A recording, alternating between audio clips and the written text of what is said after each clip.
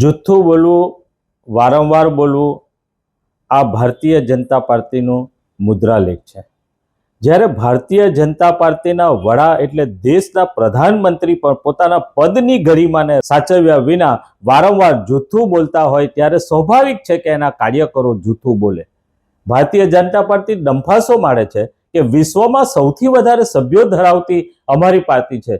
તો ભાઈ જેના સૌથી વધારે સભ્યો છે એને આમ આદમી પાર્ટીના એક બે સભ્યોને પોતાની સાથે જોડવાની શું જરૂર પડી? ગઈકાલે ભરૂચની અંદર બે કાર્યકરો આમ આદમી પાર્ટીના પોતાની સાથે જોડીને તે પણ યન કેન પ્રકારે એના માટે ધારાસભ્ય અને મંત્રીને એમને સમજાવવામાં કામે લગાડ્યા અને એમને પોતાની પક્ષમાં જોડ્યા અને પછી 50 સભ્યોને જોડ્યા છે એવી ડંફાસો મારી, એવું મીડિયામાં એમને ચલાવ્યું. ત્યારે મારા ભારતીય જનતા પાર્ટીના લોકોને કહેવું છે કે ભાઈ શા માટે તમે આમ આદમી પાર્ટીના કાર્યકરોને જોડશો? તમને તમારા કાર્યકરો પર ભરોસો નથી, તમારા કાર્યકરો પર વિશ્વાસ નથી, તમને સ્થાનિક સ્વરાજની ચૂંટણીઓમાં ઉમેદવારો નથી મળતા, માટે તમે આ પ્રયત્ન કરી રહેલા છે. જનતા તમને ઓળખે છે, જનતા હવે સમજી ગઈ છે કે ભારતીય જનતા પાર્ટી એ સૌથી જૂઠું બોલનારી પાર્ટી છે. કાલે જે 50 સભ્યોને જોડ્યો, એ જે પ્રચાર કર્યો છે એ હાવ જૂઠો પ્રચાર છે.